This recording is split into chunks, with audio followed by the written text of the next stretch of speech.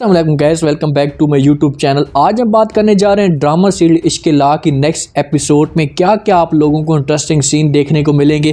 क्या कंवल के ऊपर अचानक एक बहुत बड़ी मुसीबत आ चुकी है। अब अस्का का जो मुस्तकबिल है वो किस तरफ जाएगा, अस्का का जो मुस्तकबिल है वो कैसे बैठ जाएगा, मुकम्मल डिटेल के साथ आप लोगों के साथ रिव्यू शेयर करेंगे।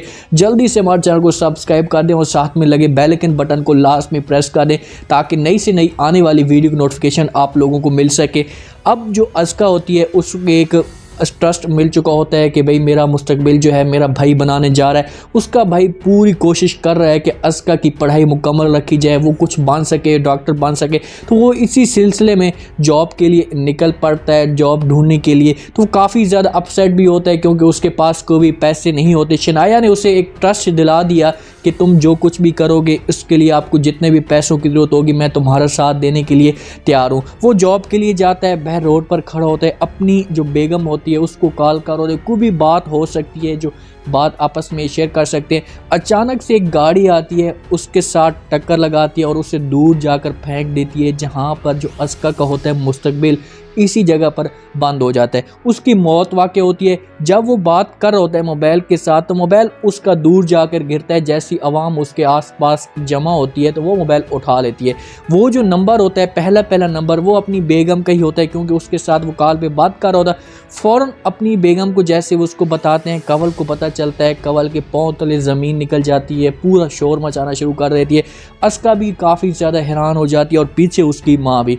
कंवल भागती है, ना ही सर में ऊपर दुपट्टा होता है और ना ही पाँव के ऊपर उसके लिए कोई चीज़ होती है। अस्का उसे पीछे से आवाज़ें मार रही होती है लेकिन कंवल उसकी कोई भी बात नहीं सुनती। वो आगे भागी जा रही होती है, पीछे अस्का होती है और उसके पीछे माँ होती है। क्योंकि जब ये इस तरह का अचानक का जो हादसा होता है वो दिल को हिला देने वाला होता है। वो बचाने की कोशिश कर रही थी लेकिन वो वहाँ जैसे पहुँचती है तो इनको एक नाउमीद मिल चुकी होती है।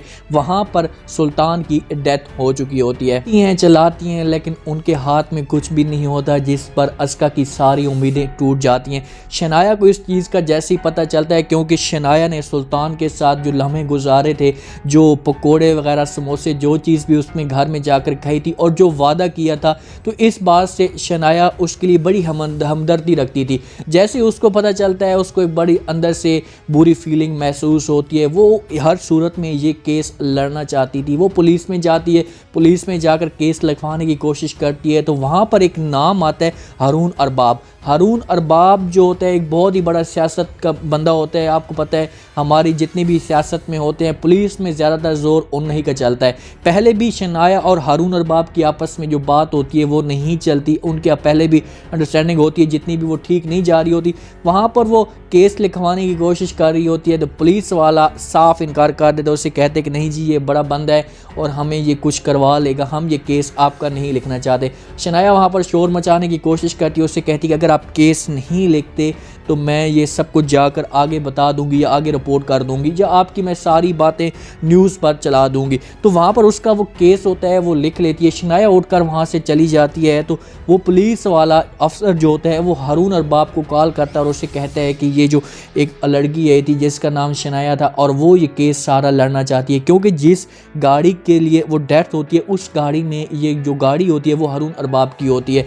तो वो हर सूरत में वो चाहता है कि मेरा नाम इस बिल्कुल ना आए सियासत में। अगर आपको पता है कि वोटिंग का टाइम होता है या कोई भी ऐसा टाइम होता है तो बदनामी होना शुरू हो जाती है। तो वो पता करता है कि इस लड़की का पीछे बैकअप जो है वो पता किया जाए कि ये लड़की किस ख़ानदान के साथ ताल्लुक़ रखती है। ऐसे ही हारून अरबाब को ये सब कुछ पता चलता है तो फ़ौरन वो शनाया के ससुर को मिलने के लिए चला जाता है। जैसे ही वहाँ पर वो जाता है उसे पता चलता है कि ये पार्टी भी बड़ी है तो इसके साथ जितनी भी बात की जाए, आराम के साथ बात की जाए, तमीज़ के साथ बात की जाए।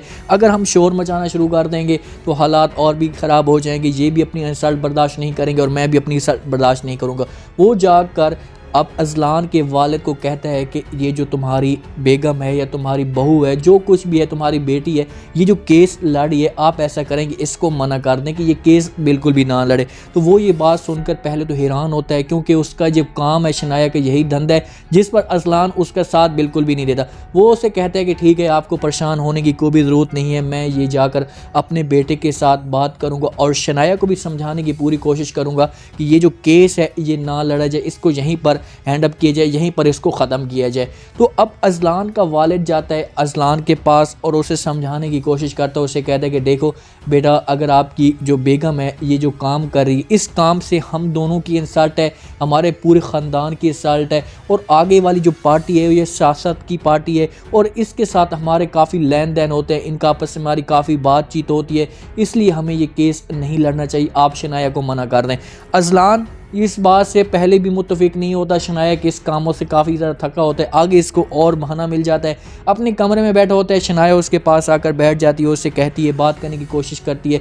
अजलान उसे इस बात से साफ इनकार करे तो उसे कहते हैं कि देखो शनाया, तुम ये जो काम कर रही हो, तुम ये जो केस लड़ रही हो, इस केस को तुम यहाँ पर ख़त्म कर दो। शनाया उसकी बात सुनती है तो उसे साफ इनकार कर देती है, क्योंकि शनाया उसे कहती है कि नहीं, मैं ये केस हर सूरत में लड़ूंगी, मुझे इस केस से काफ़ी ज़्यादा इंटरेस्टिंग है, ये केस मैं किसी भी सूरत में जीतना चाहती हूँ। अजलान उसे कहते हैं कि मुझसे ये सब कुछ बर्दाश्त नहीं होता कि तुम जाओ थानों में, कचहरियों में चक्कर लगाओ, सारे काम वहाँ जाकर करो, मैं अपनी इंसल्ट, अपनी बेइज्जती तो बर्दाश्त नहीं कर सकती। क्योंकि जो भी बड़े लोग होते हैं वो इस चीज़ से काफ़ी ज़्यादा परेशान होते हैं। जहाँ पर उनको एक इज़्ज़त की खातिर अगर वो 10,000 20,000 रुपये देना पड़े, छोटी सी बात पे वो दे देते हैं, लेकिन अपनी इज़्ज़त, अपनी जो बदनामी होती है वो बर्दाश्त नहीं करते।